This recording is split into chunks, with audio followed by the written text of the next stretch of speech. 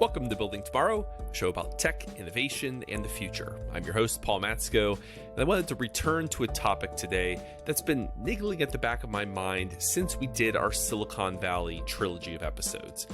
It's the question of the role of the military-industrial complex in the creation of our tech hubs and in propelling innovation.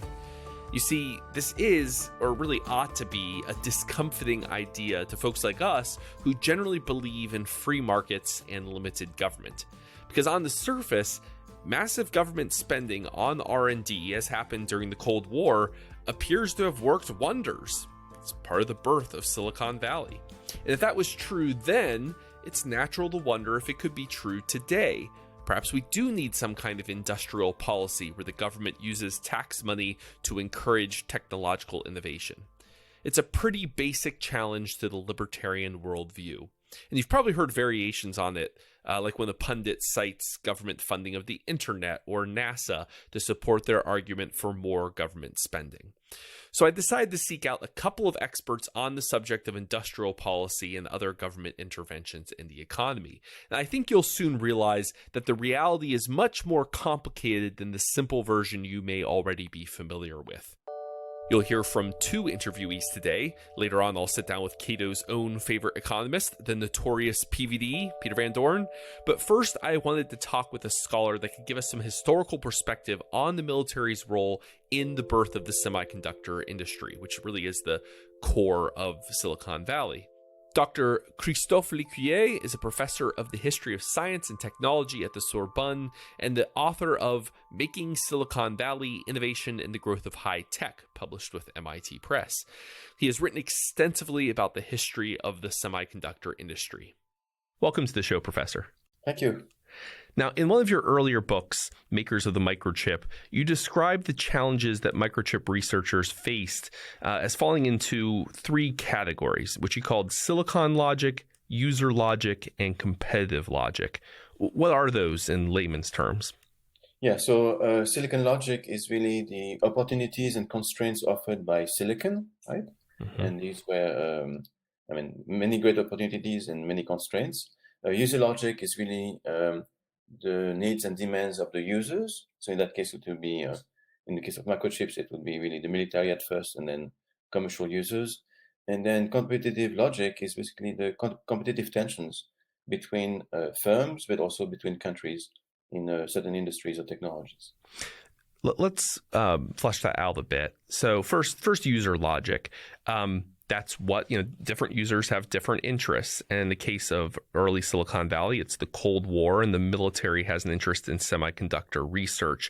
How did making chips for the military change the direction of the research? And would that logic have been different? How might it have been different if the primary users had not been the military? Yeah, it's quite likely because the military was interested a great deal in reliability and performance. And this led the industry to move to silicon before it was working on germanium. And then it really started working on speed and performance. So that I think it was essential for shaping the early days of semiconductor technology. So I didn't realize that there was another substrate they could have used. Germanium, you said, is that still, what's the difference between a germanium-based substrate and a silicon-based one? So they are both semiconductor materials, so they operate in the same way. But the big difference is temperature. So silicon can operate at very high temperatures, but germanium doesn't. So as a result, the military was interested in silicon because it can operate at much higher temperatures. Are there things that germanium, or that with different substrate that would have been possible? What are the advantages of the other approach? Is maybe what I'm asking. Of germanium, mm-hmm. I think the advantage at that time was that germanium was much easier to use, and actually silicon was really a very hard material to work with in the 50s and 60s. Those who have an interest in the history of Silicon Valley and semiconductor research are going to have heard of the Shockley-Fairchild split. And that infamous kind of falling out among semiconductor researchers, I had never heard the story in this detail until I read your book, but there was a disagreement over whether they should pursue a research avenue over what's called a PN-PN diode or whether they should go with diffused transistors. And apparently Fairchild thought the military would prefer transistors, even though the PNPN, in your telling, sounds like a superior technology, or at least a more complex technology, but with less immediate military application. Now I just threw a lot of jargon out there. What is the difference in kind of basic layman's terms between those two technologies? And tell us more about the role that the military demand had in that debate. Okay, so there was a substantial difference between a PNPN diode and a transistor. So the transistor is a discrete device, right? PNPN diode was what was called at the time a functional device. So it was basically a device that operates like a circuit, but without having discrete devices. That was one approach to miniaturization of electronics. So the PNPN diode was something that was invented by William Shockley. Mm-hmm. He pushed it at the Bell Labs, and then he pushed it in his own company, Shockley Semiconductor Lab. The problem with this is that it was really hard to make. It was very difficult to control the device and its manufacturing. And the group that left Shockley and moved to Fairchild felt that it was not a good product because it was not stable enough, and they felt that the demand was for transistors. And when they moved to Fairchild, they started working on transistors. But what is interesting is, as far as I know, the debate at Shockley was not on the military versus commercial markets. It was really on PNP diode versus transistors. When the group moved to Fairchild, they went out and went to talk to customers, especially in Southern California, and they discovered at that time that the market was for military transistors. So as far as I know, there was no debate about the market itself at Shockley. It's only later that the group at Fairchild really realized that silicon transistors were for the military. So it's clear that military demand accelerated research into the promising new silicon substrate, and that led to very concrete breakthroughs that might have otherwise been delayed. But the military's particular interest for these devices also funneled researchers into specific research directions. And it's not always clear that those directions were necessarily better than the alternatives from a pure innovation perspective, as with the PNPN versus transistor debate.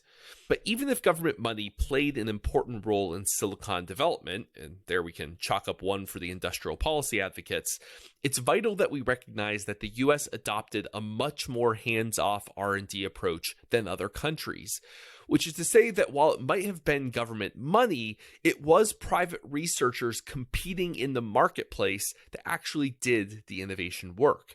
That's a very different model from other countries. Back to Christophe. On competitive logic, we actually interviewed Margaret O'Mara for this show, and she contrasted the U.S. decision to fund private research against how other countries were attempting to do research at the time with government-run research labs. How important was the competition between individual researchers and, or I should say, research centers and different, semiconductor corporations in promoting the pace of semiconductor innovation? Yeah, so the competition was intense, clearly, among firms that were making devices mostly for the military, and there was very strong competitive tension between Fairchild Semiconductor and Texas Instruments, that were the two leading firms in microchips in the early days. And it's clear that this competition between TI and Fairchild accelerated the development of the technology. O'Mara makes that tacit comparison to how the U.S. set up its kind of government funding of research of private corporations and private research labs. How was, for example, was France conducting R&D differently at the same time period, or another country that you're familiar with? Yeah, so I think she has a point, and namely that this decision was made at the beginning of World War II in the US to contract out research to universities and companies, right? And that was something new that no other country in Europe did during World War II, as far as I know. And after that, the Americans stayed in that mode, if you will, and Europeans stayed in the old mode, which was the arsenal mode, right? I mean, things are done inside within the government. The US avoided making the mistake of trying to centralize industrial policy in government-run research labs. It's been reaping the rewards ever since. But there are other downsides to even the more limited role of government funding in the US model.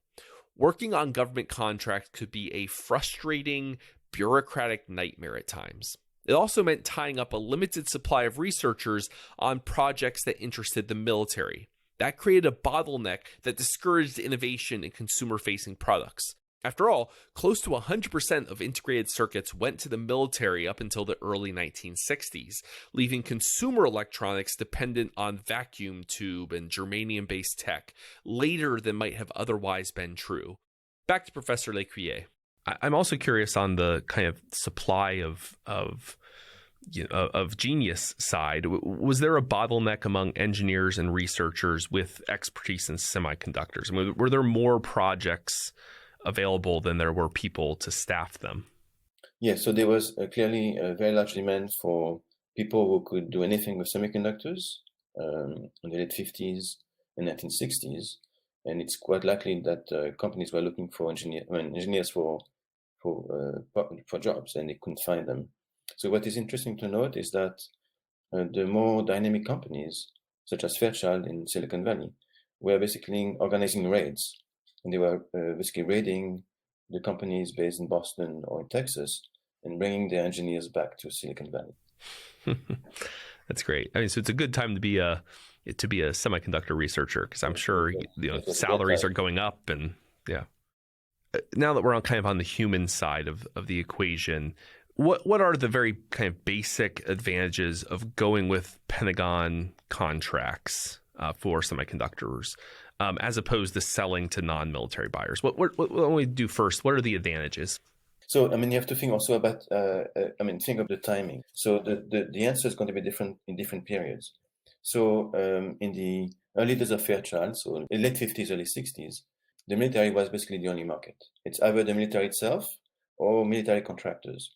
They were basically the only market for silicon-based transistors, diodes, and microchips. And then things changed, starting in 62, 63, around that time, maybe a little earlier. Why? Because the military started to change its procurement policies. And it made selling devices to the military much less interesting.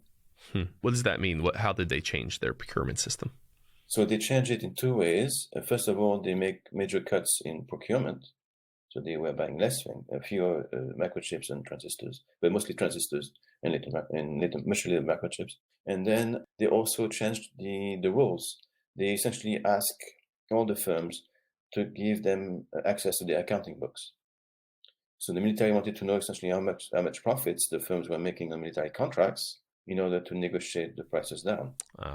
And this was something that was really not well seen in Silicon Valley, for good reasons, right? Yeah. And many firms decided that the military was really too risky to work with, and then they tried to move into commercial markets. There's often a revolving door between the industry and the procurement process in the government. And so if you open your books to the Pentagon, all your competitors are going to see your books as well, potentially. I mean, leaks and absolutely. Yes, it's really a bad thing to do. Yeah.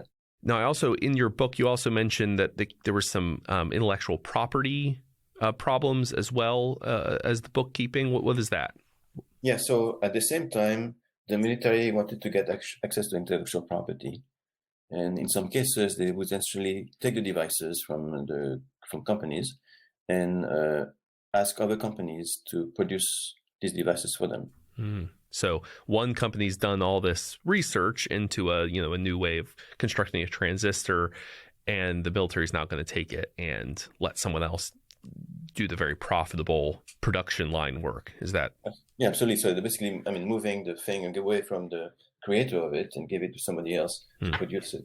So that this happened a lot for microwave tubes and a bit for transistors as well. So as military purchase declines in the 60s, you now have all these companies that have excess capacity for producing and, well, I suppose researching as well in the area. What industries pick up that slack? Like, where are we seeing those semiconductors go? Yeah, so actually what happened is that the companies such as Fairchild essentially created new markets for their products. And they targeted two industries.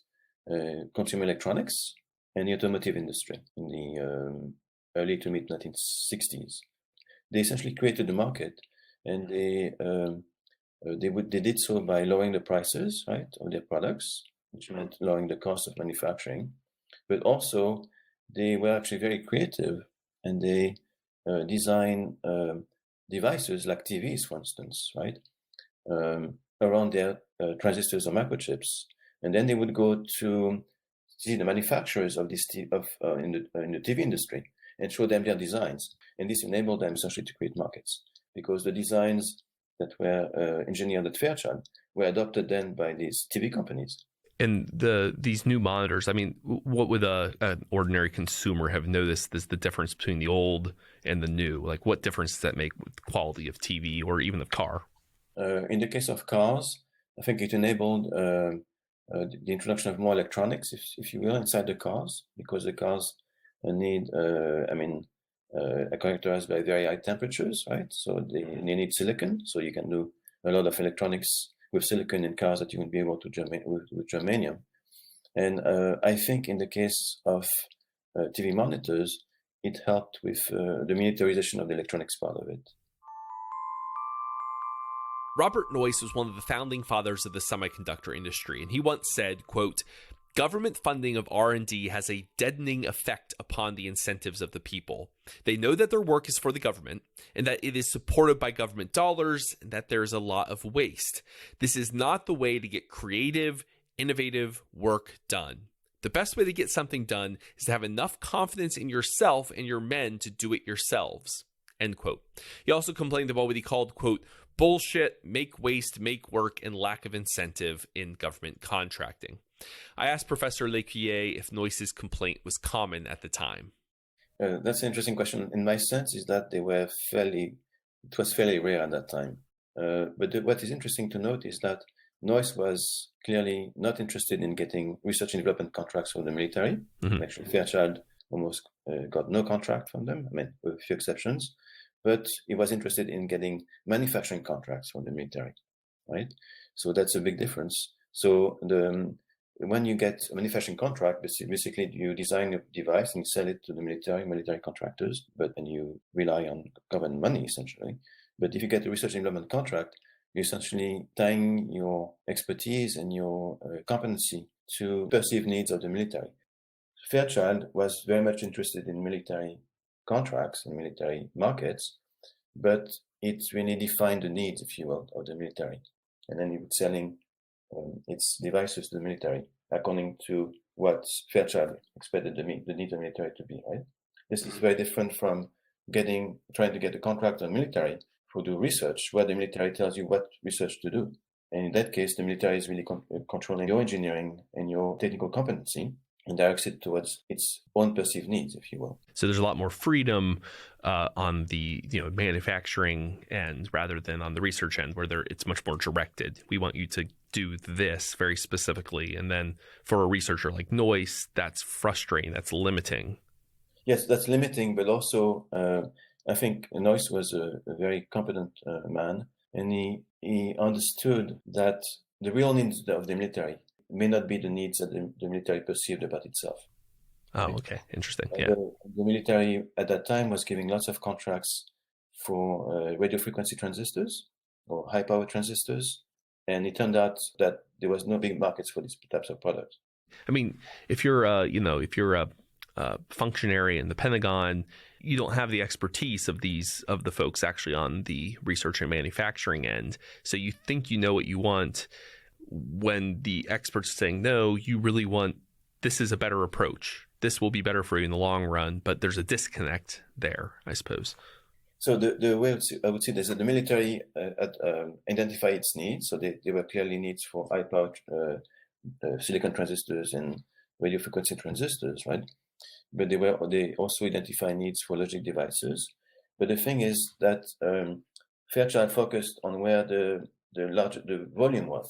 And the volume was in logic devices, not in RF or high-power devices. Very interesting. Now, in the intro to Making Silicon Valley, you argue that the relationship of Silicon Valley to the military-industrial complex is not a simple story. And there are, I think, several different ways folks approach that story in a simplistic fashion. What are some of the different ways that you see, kind of commonly being spread today? To me, there's often a confusion between R&D contracts and manufacturing contracts, right? I think it's important to make that distinction, that the military had basically an impact in two different ways. One was giving R&D contracts to companies to develop technologies that they were interested in. And then the other ways in which the military was impacting the industry was with manufacturing contracts. And some companies decided, as we talked about for Fairchild, decided not to go for military R&D contracts, but for manufacturing contracts. I think it's a big difference. This distinction that Professor Lecuyer makes between what it was like to work for the government as a researcher versus as a manufacturer gets to a more general observation about the nature of industrial policy. In short, the more strings attached to a government grant, or the more specific the request from a Pentagon contract, the less likely it was to have beneficial outcomes. Researchers often felt constrained by government requirements and the roving eyes of politicians always looking for a new ribbon to cut or constituency to please. And this appears to hold true even outside of semiconductors and the formal tech industry. Economists have tried to assess when industrial policy succeeds and when it fails and why. It really is a mixed bag. So I've asked Peter Van Doren, the editor of Regulation Magazine here at Cato, to explain what the relevant literature says. It's just a word for throwing money at stuff. There you go. That's your answer. Industrial policy refers to either appropriations or tax breaks in the tax code, either credits or deductions, that are directed not at a general thing like R&D or love or the weather or something, but rather this particular industry defined as the Department of Commerce has what are called SIC codes, Standard Industrial Codes. So every segment of the U.S. economy for census purposes has a 6-digit number. And so in the law, it says if you are an industry that fits in these codes, you'll get so much from the appropriations bill, or you'll get this break on your corporate income taxes. If you spend it on, and then they usually fill in the blank by, capital and equipment and this and that, and they define like the depreciation of this, so basically, as we talked off the air, it's Congress throws money through the tax code or through appropriations at various particular sectors or industries in the economy, hoping that good stuff happens as a result of throwing money at this particular sector. So it's tweaking those formulas, right? There's a form, essentially fill in this blank with whatever, economic sector ID number. And when they spend money on fill in blank category, they get fill in blank. Then the government pays for money. it. Yeah, credit or exactly. Or debit, It's like buying a dishwasher and getting the Visa card back from Bosch or whatever. Yeah.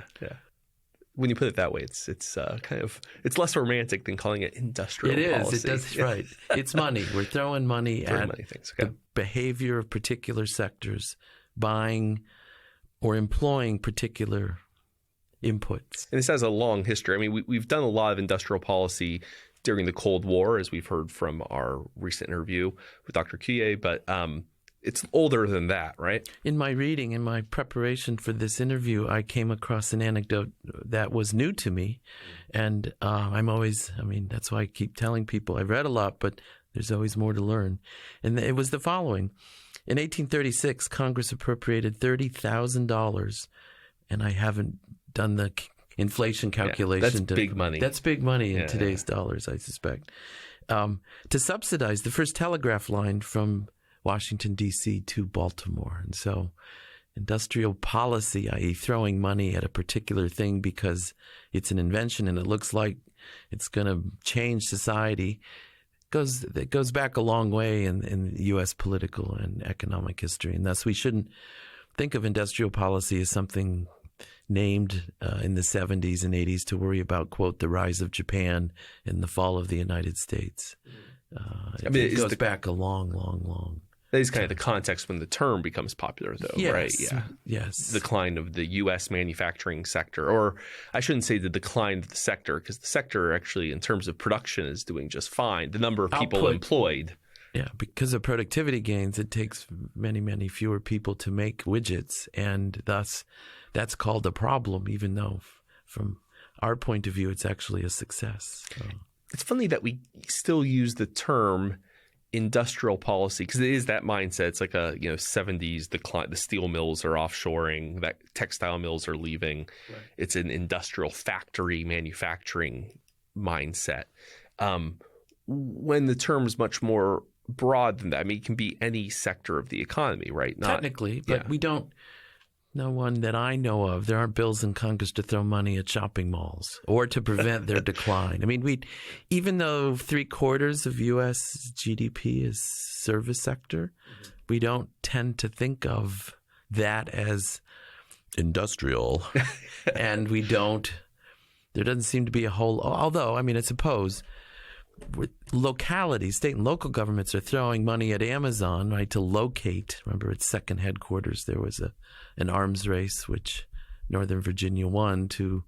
So there is state and local competition over parts of this so-called service economy. But nothing comes to mind about a national effort to, make restaurants more efficient. Even though restaurants, I mean, employment growth is huge in the service. Anyway, it's an odd. We use it in a very specific sense, which is throwing money at factories where people deal with noise and heat and things, right? And things go boom and products come out. Yeah, there's a kind of a romanticism and nostalgia, I think, behind it too, which is once upon a time from the 1930s, grandpa or dad worked in a factory, and they could work 40 hours in a union job and make a middle class living. Yes. And it's very much centered around the vision of Detroit auto factories, and that's lingered. That's what we think of when we think of industrial policy often. Mines, autos, steel. I mean, the odd thing is, we romanticize the past about, my goodness, I mean, injuries and deaths, mortality, right? People died in those. I mean, yes, the wages were high, but that came because of our competitors have been bombed in World War II, and we were it. And then unions restricted entry and shared the rents with workers. So but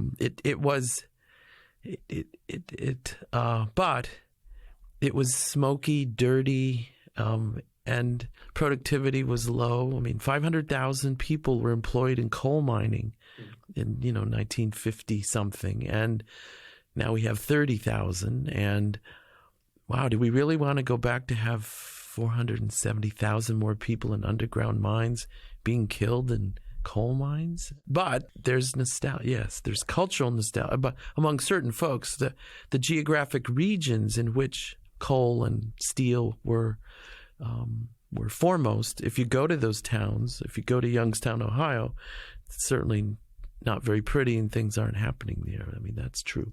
Or Lordstown, Ohio, where the plant closed. The GM plant, right. You have whole communities built around factories. They were not economically diversified. Yeah, they've struggled since. So industrial policy, very old, and complaints about industrial policy are very old. I mean, this is even before there were libertarians. People were complaining about government spending on internal improvements in the 19th century. But this goes way back. Yeah, I mean, federalists, anti-federalists fussing over whether something called the markets and private entrepreneurs and ingenuity can do everything, or whether the government needs to, ought to, can, should, whatever verb you want, play a role in this process. And so we're going through the latest iteration of this struggle. And like the anti-federalists back in the day, there are many today, including most libertarians, who are critical of industrial policy. I asked Peter what the most common objections are. Well, first are the philosophical, coming from libertarians and market-oriented folks, which is they'll cite Hayek and they'll say the life is so complicated that we don't have enough knowledge to actually pick out winners ex ante from losers, things like that. So we have general complaints, but those are constant. They're not about any specific program. They just say no one has enough knowledge to figure out what to throw money at in particular. Instead, we need profits plus market entrepreneurs making their own guesses with the right incentives, i.e. it's their money at stake as opposed to other people's money, that those incentives weed out really stupid ideas, right? Whereas if it's taxpayer funded, it's OPM, it's other people's money. And it's something that constituents don't pay for particularly. Instead, we all pay for it in general, and then it's located in a particular place. So there's often a geographic coalition associated with so-called applied R&D spending. And thus it's the book. I mean, there's a book I brought, which we'll tell our audience about, a Brookings book from the early 90s. It's one of the last and only discussions of all of this. The title of the book is The Technology Pork Barrel. It's just like dams and roads, and so send money to boost this sector. And the sector isn't located all over the U.S. It's located in particular places at particular times, and that creates the coalition to spend to save it or boost it. Besides having to deal with the limited attention spans of politicians and voters, industrial policy also has to contend with politicians' bias towards discrete projects with short-term benefits, the kind that they can point to at the next election. Industrial policy, in other words, favors specific earmarks with concrete, measurable outcomes over broad, general research grants.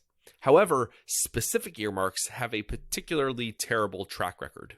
So this Brookings book it's by two economists, and they discuss focused government technology efforts, and then they talk about it in general, and then they have some case studies about failure. And so this is spending on specific programs, not like a general tax credit correct. For R&D. The four programs that they talk about are the supersonic transport.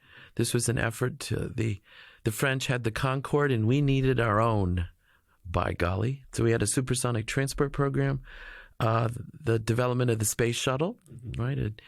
A cheap, which turned out not to be cheap, right? A reusable launch vehicle to take stuff back and forth from up there in the space station and back down to Earth.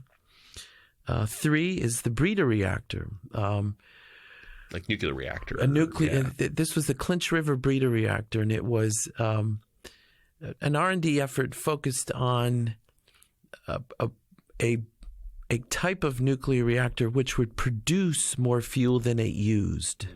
And this was when we were going to go all nuke, and we were going to solve the oil crisis, and we weren't going to be dependent. We were very worried about not having enough uranium in the U.S., and we're against trade and all. Because a lot of the uranium's in like Africa and Central Africa and other places. It's other places, yeah. And then, so this would make, as a result of nuclear reactions in civilian nuclear reactors, instead of having, you'd have waste, but you'd also would make plutonium, and then the plutonium would be used in future electricity production in a reactor. And so anyway, it looked right. It kind of. Take a loaf of bread and make 5 loaves of bread. I mean, it's magic. So there was that research effort.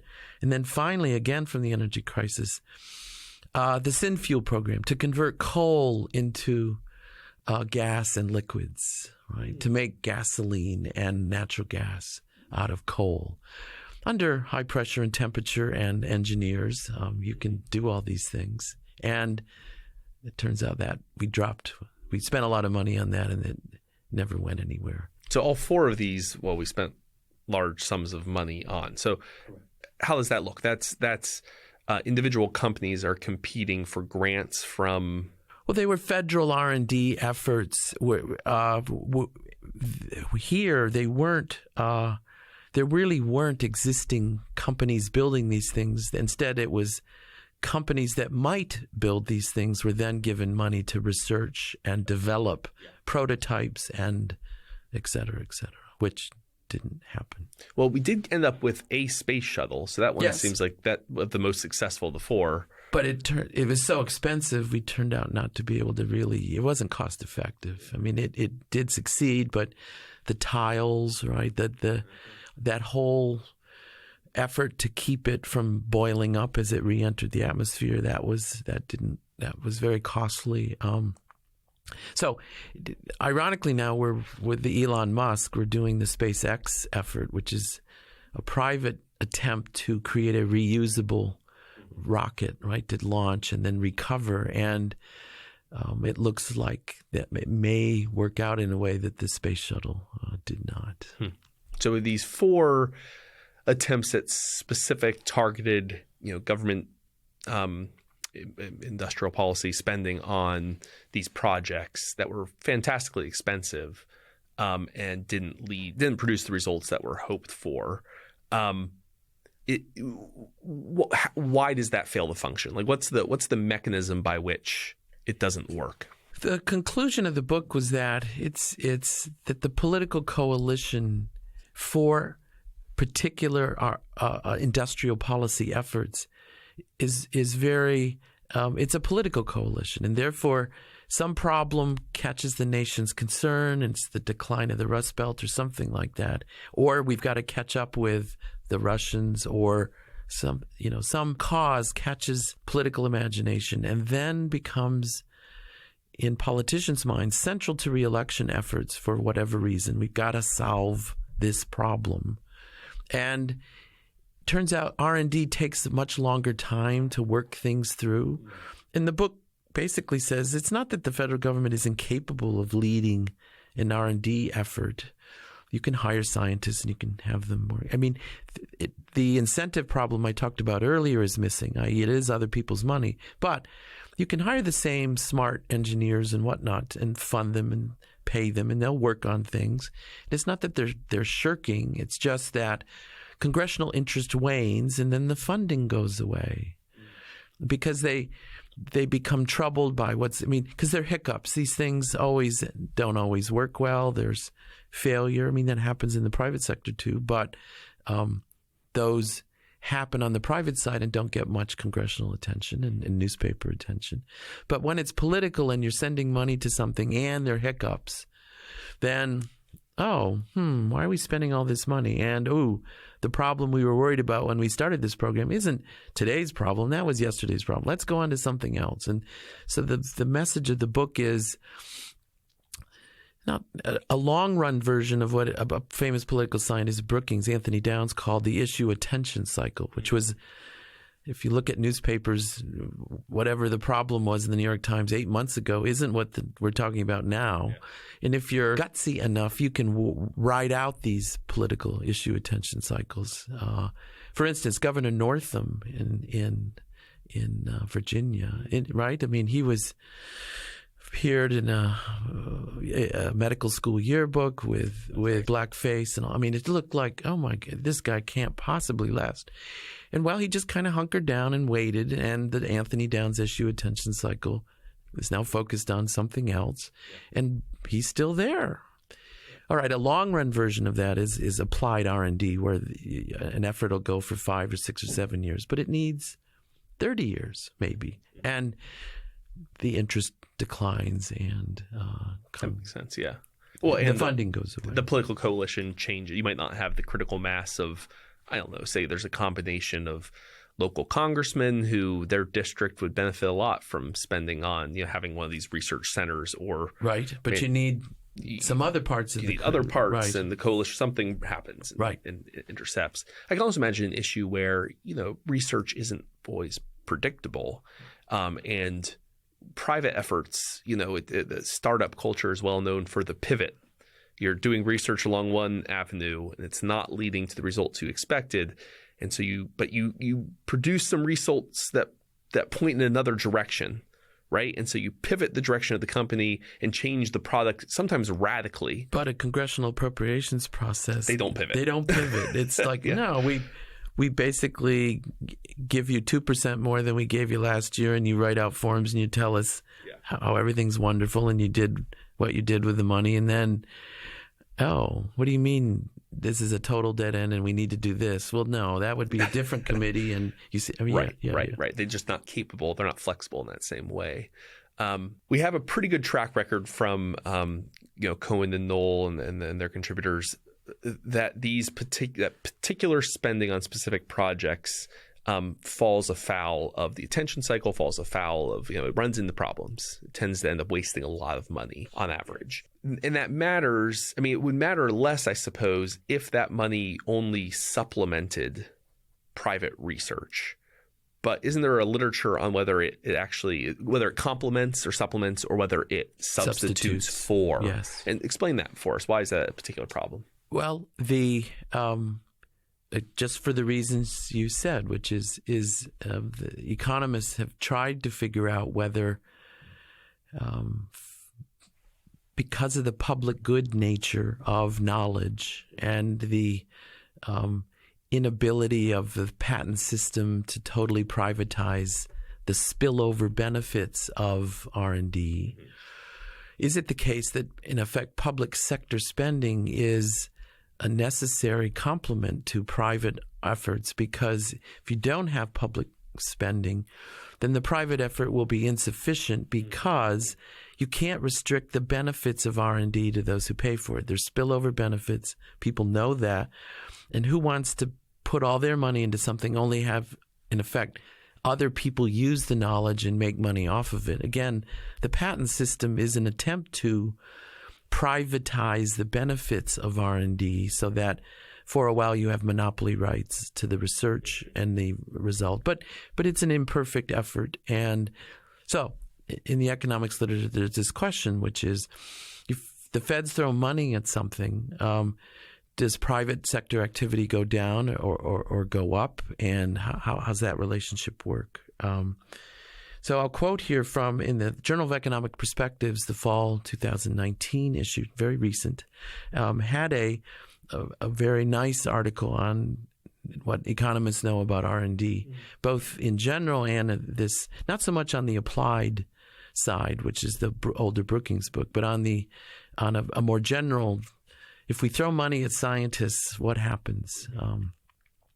So the stylized fact I should have known but did not was that, in this article, from 1953 to 2015, R&D in the United States spending went up from 1.3% of GDP to 2.7%. But during that time period, the federal role fell dramatically and the private role rose. So we drifted from a massive post-World War II MIT, Vannevar Bush military-industrial complex kind of R&D federal effort to much lower defense spending as a percent of GDP, and defense R&D as a percent of GDP. And then the private sector rose quite a bit. And so it seems like there, at least, federal R&D spending is not necessary. I mean, it's not that R&D fell off the cliff because the federal role dropped dramatically. The private sector picked up their role, but the composition is different. I mean, again, we're going away from a lot of nuclear and weapons and armament type R&D to pharma R&D and health and electronics and the Silicon Valley kind of stuff. Yeah. Which, I mean, I suppose it depends on one's political and ideological priors.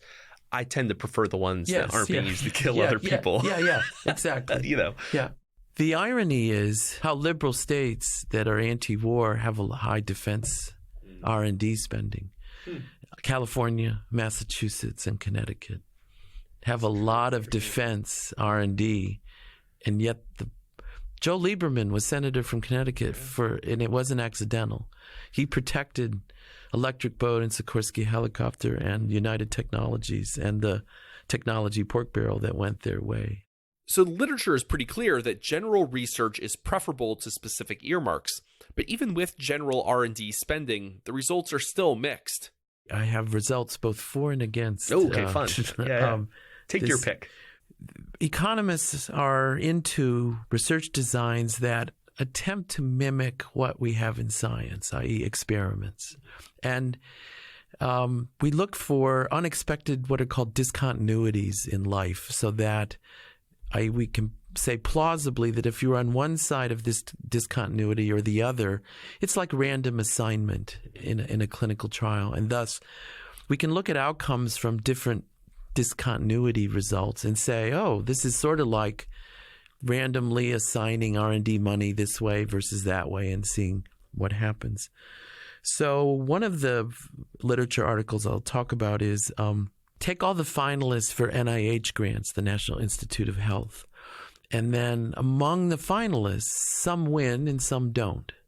Then follow their research careers subsequent to that decision. How much of a difference does the NIH grant make? And the answer is for those who win, they produce one additional research literature paper over the next 5 years. And every $10 million of additional NIH money produces about 2 to 3 patents over the next 5 years. And so this article didn't do a cost-benefit analysis about whether that was a good, but at least there was some evidence that the public sector NIH grants did make a difference for outcomes. But I've got another NIH study that comes to the opposite conclusion, and this involved the decision of President Bush administration to stop stem cell research funding from the federal government over right to life concerns. So we have another, there's an exogenous, plausibly exogenous shock. So no more federal money for stem cell research. Well, if our listeners remember, that was a big deal. I mean, it was like, oh my goodness, we're not going to discover a cure X, Y, Z, and Q, which would save a gazillion lives and cure these diseases. The scientific community was apoplectic. So the literature sort of studied, well, what happened to stem cell research? The answer was there was no change in research output, and the scholars left publicly funded academia and they went to industry. So here we find, instead of the NIH result that I talked about earlier, which is it looks like the public sector funding was a complement, not a substitute. Here, looks like the private sector could pick up the ball. There were enough very, very rich philanthropists, because this was such a public thing, lots of private philanthropic money picked up the ball.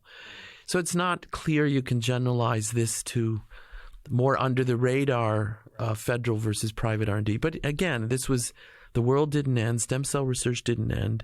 The private sector picked up the ball. And so you could argue that we don't need federally funded medical research in this area because it doesn't appear to be necessary.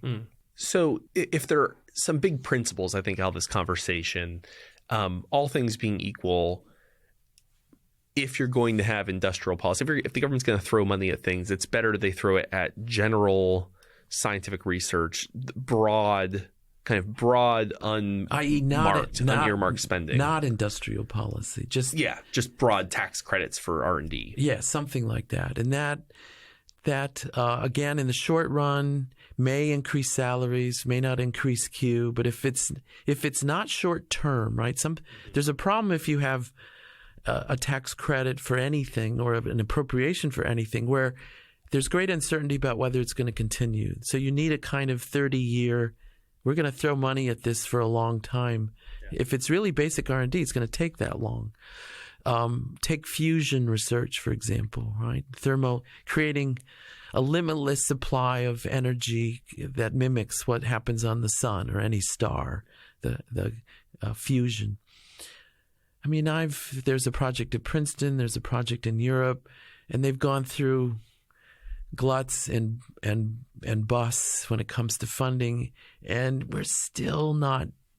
It's going to take a long time. And so even on the basic side, the ability of the public sector to commit to just throwing money at this for a very long period of time and seeing what happens, that's very difficult. But if it's going to do something, it should do that, not a particular publicized effort to bring out some particular technology in 5 years or 6 years or 7 to solve some current crisis. And the one part of the federal government it seems that Congress loves is NIH. And they just throwing money at disease, basic science that has maybe a disease cure payoff. The administration often wants to zero that out. Trump wants to lower the NIH budget. Congress loves NIH. And that, like I said, I've got evidence that it actually is useful and then some evidence that maybe it's not. But why that is? Why health in particular? Why that? It's interesting. The politics of health research just don't fall. I mean, the negative Brookings, the case studies but throwing money at NIH, Congress tends they're not going to cut it now that we have the coronavirus scare. Probably not. Probably safe for the next budget cycle. Although trying to create a vaccine under deadline, I'd worry about. Although I hear Gilead apparently there's something in the pipeline and maybe they're going to rush the trials and then, okay. I'm sure the response of government health agencies like the CDC to the coronavirus epidemic will be the subject of future papers like those Peter has referenced today. But I hope that today's episode gave you a sense of just how complicated the story of government financing of innovation is. Next time you hear a simplistic version of the industrial policy pitch, you'll know that you're being sold a bill of goods. In reality, industrial policy is a mixed bag, though there are some broad applications we can make. For example, if the government does do industrial policy, it should fight its natural instincts and go with general grants over specific earmarks. We should also expect that process to kind of corrupt over time, leading to waste and distortions. We should question whether the innovation produced truly serves our interests as consumers, or if it's about the interests of the military or other government agencies. Until next time, be well.